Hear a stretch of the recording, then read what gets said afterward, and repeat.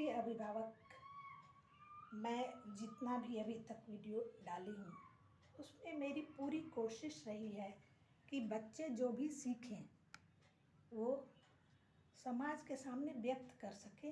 और मेरी यही कोशिश रहती है छोटे बच्चों के लिए कि उनकी भाषा क्लियर हो, वो साइन लैंग्वेज में बात नहीं करें। प्राय लोग आजकल प्रेशर देते हैं कि साइन लैंग्वेज में बात किया जाए। इंडियन साइन लैंग्वेज या अमेरिकन साइन लैंग्वेज, कहीं की ब्रिटिश साइन लैंग्वेज, जो भी साइन लैंग्वेज है, साइन लैंग्वेज एक सीमित जगह में ही अपना स्थान बना सकता है। लेकिन नॉर्मल जो हम लोग बात जिस तरह से करते हैं, इस तरह की भाषा यदि बोली जाती है तो इसे सभी लोग फॉलो कर सकते हैं, सभी लोग समझ सकते हैं, समाज में हर कोई समझ सकता है। इसलिए मेरी पूरी कोशिश है प्रिय अभिभावक, आप ध्यान से सुने और उसको फॉलो करें। साइन लैंग्वेज पर, अल्फ़ाबेट पर मत चाहिए कि बच्चा मेरा साइन लैंग्वेज सीखेगा। ठीक है, साइन लैंग्वेज तो हम लोग नॉर्मल बच्चों के साथ भी करते हैं। किसी बच्चे को बुलाते हैं तो बोल देते राम इधर आओ, ऐसे करते हैं हम लोग। तो ये तो नॉर्मल साइन लैंग्वेज हुआ। लेकिन हियरिंग इम्पेयर्ड बच्चों के साथ ऐसा नहीं होना चाहिए कि सिर्फ हम उसे साइन लैंग्वेज में ही बात करें। नहीं, उनके साथ हमें पूरी कोशिश करनी है कि हम उनको एक एक अल्फ़ाबेट, एक एक वर्ण बोलने का अभ्यास कराएं। और ये माता पिता, घर के परिवार के मेंबर जितनी अधिक कोशिश करेंगे, बच्चा उतना अधिक इसको फॉलो करेगा। बहुत धैर्य के साथ इस तरह के बच्चों को सिखाना पड़ता है। घबराना नहीं है कि अरे हमने तो सिखा दिया, अब नहीं सीख रहा है, छोड़ो। नहीं, ऐसी बात नहीं है।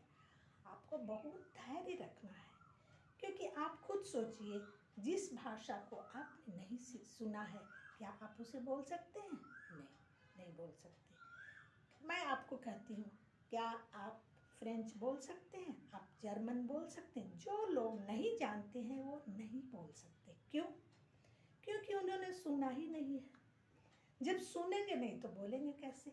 और ये हियरिंग इम्पेयर्ड बच्चों के साथ भी यही बात होती है कि उन्हें जब कोई चीज़ सुनाई ही नहीं दिया तो लैंग्वेज उनके पास आएगा कहाँ?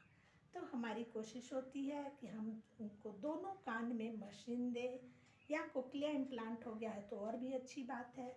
उस बच्चे को हम एलिमेंट, छोटे छोटे वर्ण, स्वर वर्ण, व्यंजन वर्ण, सभी की जानकारी और बोलने का अभ्यास कराएं, जिससे बच्चा बहुत अच्छी तरह से स्पष्ट बोलना शुरू करे और उसके बाद वो भाषा को पकड़ पाए।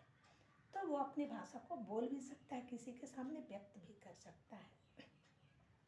भाषा से हमारा तात्पर्य चाहे वो कोई भी भाषा हो, चाहे हिंदी हो, बांग्ला हो, इंग्लिश हो, जो जिस मीडियम का है। हाँ, एक चीज़ है कि इस तरह के बच्चों के साथ दोहरे भाषा का प्रयोग नहीं करना चाहिए। बच्चे कंफ्यूज्ड हो जाते हैं।